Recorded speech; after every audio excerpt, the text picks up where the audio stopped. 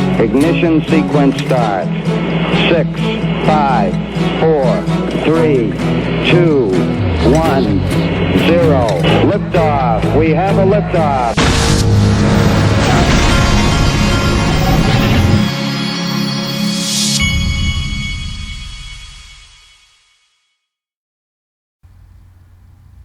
Hey everybody, this is the Digital Asset Investor. I have been out and about today, and I found some really good things that I wanted to go over here. The first thing is from XRP Crypto Wolf. The National Central Bank of Rwanda is searching ways to issue its own digital currency. They want a digital currency to improve transactions and boost economic growth. It plans to learn from other nations' central banks like Canada, Netherlands, and Singapore. So as we've said here 1,000 times, every central bank will have their own walled garden, and the banks will, companies will, you name it. Everybody will have a digital asset, and who will be there to bridge them? XRP, the fastest and greatest digital asset ever created.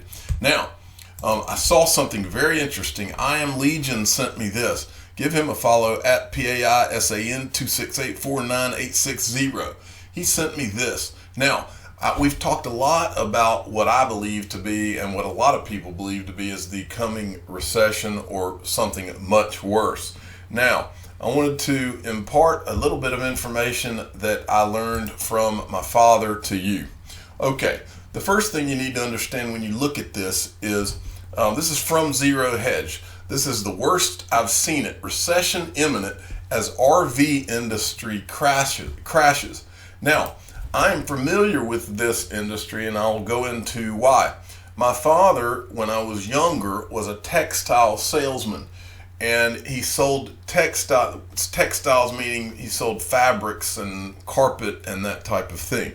Well, one of the areas that he went to sell fabric and carpet was to the RV industry, which is ground zero for those of you that don't know of the RV industry is Elkhart, Indiana. And what this article is about is Elkhart, Indiana, and how the RV sales and the RV industry has been collapsing. Now, the reason that's important for you to know is because RVs are like houses. They are a leading indicator of what is coming in the economy, and I'm not going to use RVs as an example.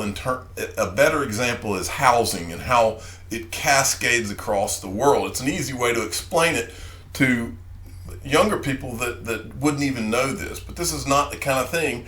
It's just a basic common sense thing that you don't need textbooks for. But first, I want to read this line out of this article to you.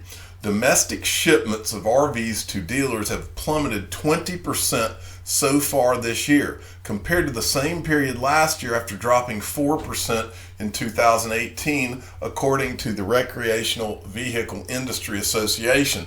And one of the guys who I think runs one of the RV companies was the one that they quoted this from. This is the worst I've seen it.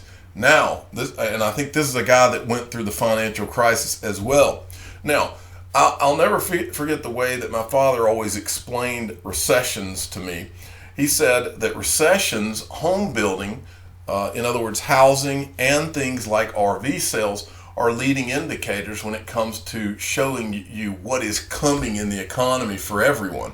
And the reason he said that is take a house, for example, and think about all of the different labor and the materials that go into a house.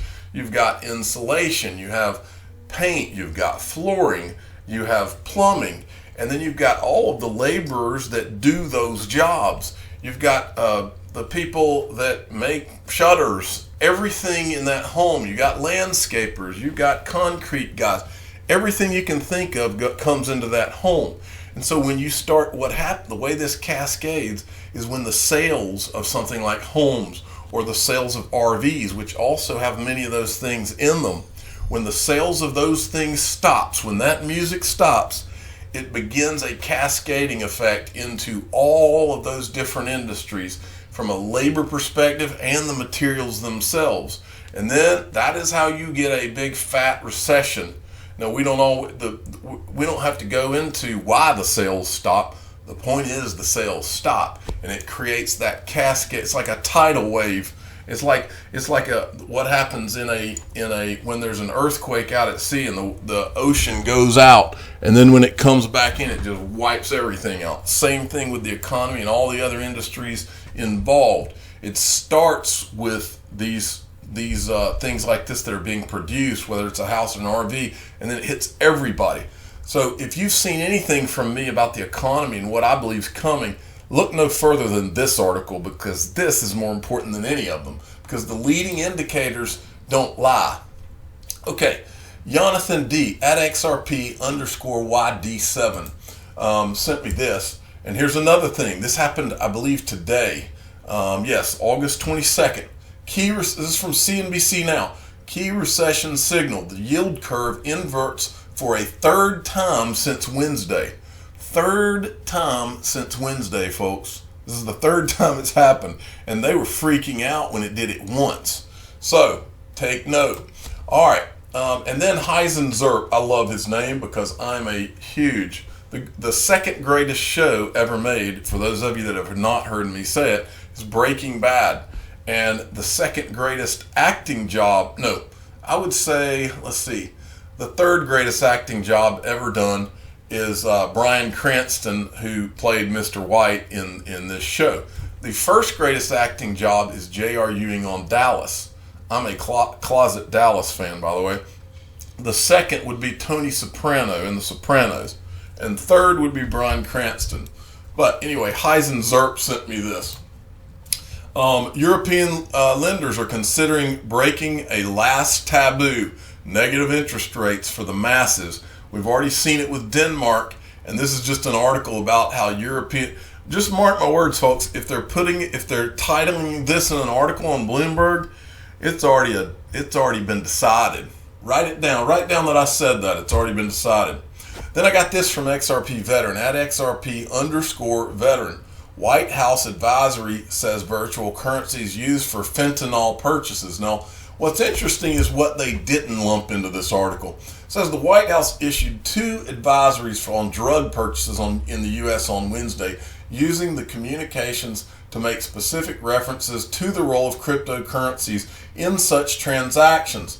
These advisories address both financial institutions and digital payment platforms, stated that convertible virtual currencies, particularly Bitcoin, Bitcoin Cash, Ethereum, and Monero, can be and have been used for illicit substance purchases on the clear, deep, and dark nets. Now, Corey Johnson told us the White House does know about XRP, and they know that Bitcoin's controlled by China, and they know that XRP is a lot different.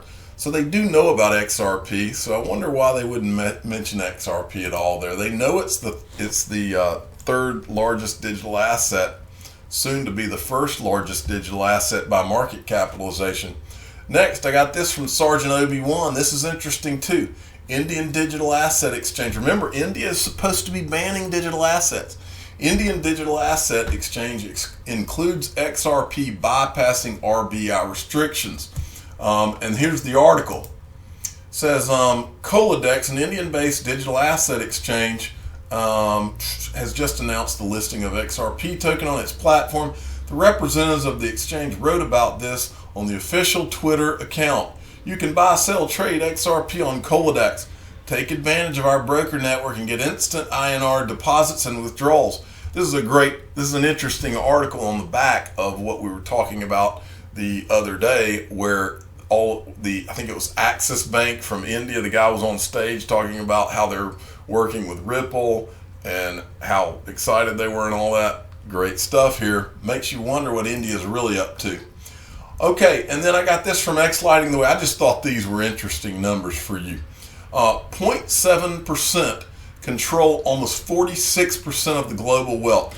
Chart simplifies the huge economic divide.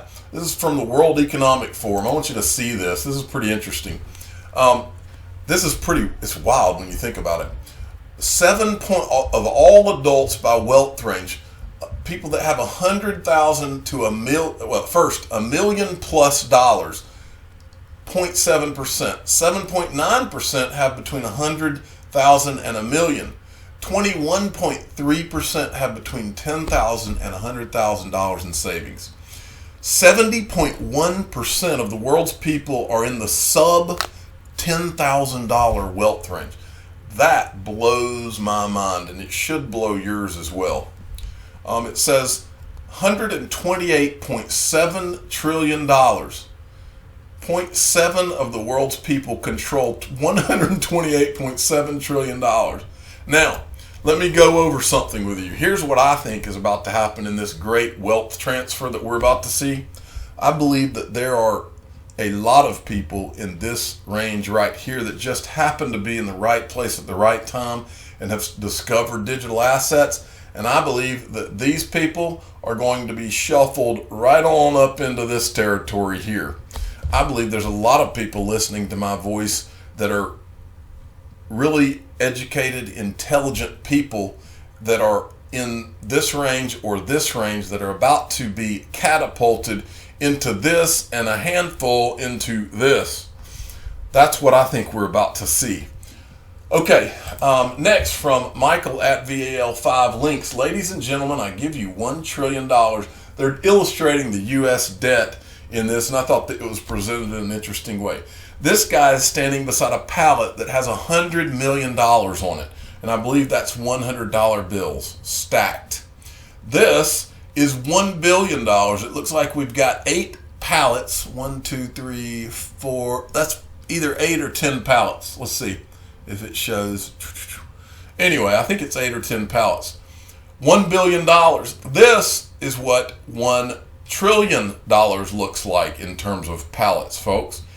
And the United States owes 22 of these. 22 of these. In other words, it will never be paid off unless they figure out some creative way to get out of it. How would they do that? Sergeant Obi-Wan, every once in a while we get a genius piece of advice from John McAfee, and I'm not being sarcastic here. The short-term fluctuations in BTC price are meaningless, says John McAfee. This is an article that was written from this tweet. Bitcoin jitters? Just stop it. Short-term fluctuations are meaningless. Bitcoin is still up almost 300% from 6 months ago. Every time there's a dip, I have to calm people in replies, DMs, etc. Get a grip.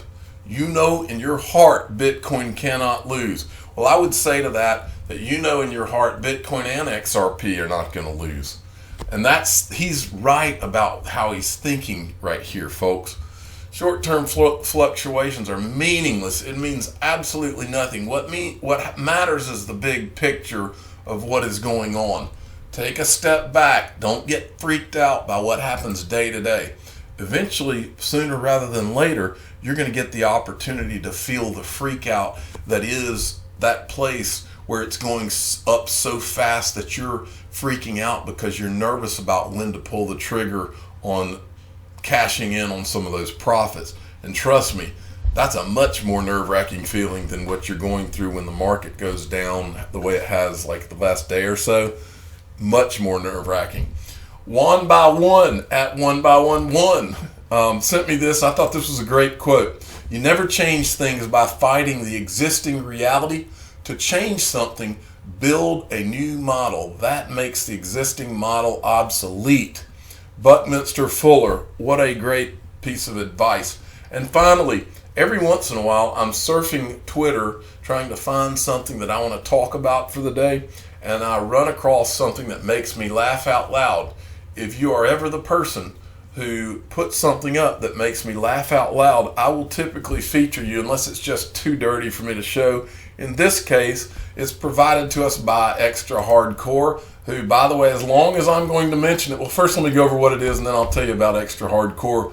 He says, inviting a few friends over for dinner. My house, my rules, bitch. He's got a skeleton, a skull in the bottom of the cup of coffee. For whatever reason, this just made me laugh out loud today, so I want to thank Extra Hardcore. Now, let's show you all, for those of you that don't know, who Extra Hardcore is. This guy has created more cool designs for the XRP community and others. This is the holochain community. He's created so many great things. He created my logo that I currently have. So I always like to give him credit when I see his name pop up somewhere. You can follow him on Twitter at @XtraHardcoreXRP, and there's a couple of underscores in between that, so pay close attention to that. If you want some graphics done, he's got a website, xhdesigns.net. The dude is really talented, so go give him a look. I am the digital. In fact, I showed you the other day. He did X-Men XRP's new logo, and it looked really awesome. No, I'm sorry, I think it was X-Men XRP. It was a Wolverine graphic. I'm a digital asset investor. I'm not an investment advisor. This is for entertainment purposes only. Please subscribe and hit the like button and tell your friends and family to go check out Extra Hardcore. Thanks for listening.